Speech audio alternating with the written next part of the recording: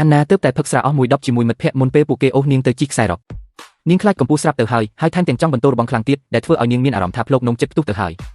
រឿងកាន់តែអាក្រក់ទៅទៀតនោះមិត្តភក្តិរបស់នាងបានទូចថាបន្ទប់ទឹកគឺនៅក្រោយម្ខាងហើយនាងត្រូវតែជីកខ្សែរ៉កឆ្លងទៅទីនោះដោយមានមនុស្សគ្រប់គ្នាជុំវិញចាំលើកទឹកចិត្តអាណាគ្មានជំរឿអ្វីក្រៅពីត្រូវតែទៅនាងខ្ទាស់ជើងទាំងពីរជាប់គ្នាខណៈពេលដែលនាងកំពុងជិះឆ្លងទៅប៉ុន្តែពាក់កណ្ដាលផ្លូវនាងក៏ឈប់ភ្លាមនាងជាប់នៅចំកណ្ដាលហ្វូងមនុស្ស